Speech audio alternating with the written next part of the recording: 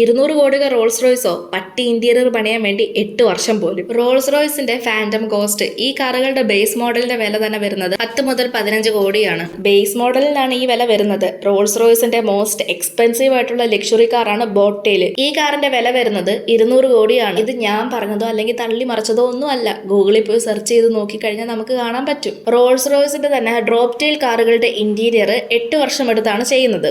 കാരണം ഇത് കസ്റ്റമൈസ്ഡ് ആയിട്ടുള്ള കാറാണ്. ഇതിന്റെ ഇന്റീരിയർ എല്ലാം അവർ ഹാൻഡ് മെയ്ഡ് ആയിട്ടാണ് ചെയ്യുന്നത്. ഹാൻഡ് മെയ്ഡ് ആയിട്ടുള്ള കാര്യങ്ങൾക്കെല്ലാം ടൈം എക്സ്പെൻസും കൂടുതലാണ്. അത് മാത്രമല്ല ഇതിന്റെ ഇന്റീരിയർ പണിയുന്നത് പ്രത്യേക തരത്തിലുള്ള വുഡ്, ലെതർ, ഗോൾഡ്, പേള് വരെ ഉപയോഗിച്ചിട്ടാണെന്ന് റോൾസ് റോയ്സിന്റെ സോഴ്സിൽ പറയുന്നുണ്ട്. അതുപോലെ റെയറസ്റ്റ് ആയിട്ടുള്ള കാറും കൂടിയാണിത്. ആകെ 4 യൂണിറ്റ് ആണ് ഈ കാറുകൾ ഉള്ളത്. പിന്നെ അടുത്തത് ഇവൻ വീട്ടിൽ സംസാരിക്കുന്ന ഭാഷയെല്ലാം കൂടി കൂട്ടിക്കലർത്തി ഒരു ജനറൽ കാർഡ് അങ്ങോട്ട് ഇറക്കുവാണ്. ഞാൻ ഒരു കാര്യം പറയട്ടെ, ഈ ജനറൽ കാർഡൊക്കെ ഇറക്കി മാസ് ഡയലോഗ് അടിക്കുന്ന സമയത്ത് നമ്മൾ പറഞ്ഞ കാര്യം ശരിയാണെന്നും കൂടി ഒന്ന് നോക്കണം. ഈ വിവരം അല്ലെങ്കിൽ അറിവ് എന്നൊക്കെ പറയുന്ന സാധനം കൈമാറി വരുന്നതാ. കണ്ടും കേട്ടും അങ്ങനെയൊക്കെയാണ് നമ്മൾ മനസ്സിലാക്കുന്നത്. അതിന് പ്രത്യേകിച്ച് ആൺപെൺ വ്യത്യാസമൊന്നുമില്ല. അടുത്തത് ബുഗാട്ടിക്ക് 125 കോടിയെന്നാണ് ചോദിച്ചേക്കുന്നത്. 125 അല്ല, ഞാൻ ആ വീഡിയോയിൽ 155 എന്നാണ് പറഞ്ഞേക്കുന്നത്. ദ ബ്ലാക്ക് കാർ എന്നറിയപ്പെടുന്ന ഈ മോഡലിന് 8 എഞ്ചിനാണ് ഉള്ളത്. മാത്രമല്ല ഇതൊരു ഹൈപ്പർ കാർ കൂടിയാണ്. ഫുൾ ബോഡി കാർബൺ ഫൈബറും മാത്രമല്ല കസ്റ്റമൈസ്ഡ് ആയിട്ടുള്ള കാറും കൂടിയാണ്. ആകെ ഒറ്റൊരു യൂണിറ്റ് നിലവിലുള്ളൂ. ബുഗാട്ടികൾ തന്നെ ടൈപ്പ് 57 SC അറ്റ്ലാന്റിക് എന്ന് പറഞ്ഞ മോഡലിന് ട്രിബ്യൂട്ട് ആയിട്ടാണ് ഈ കാർ അന്ന് ഇറക്കിയത്.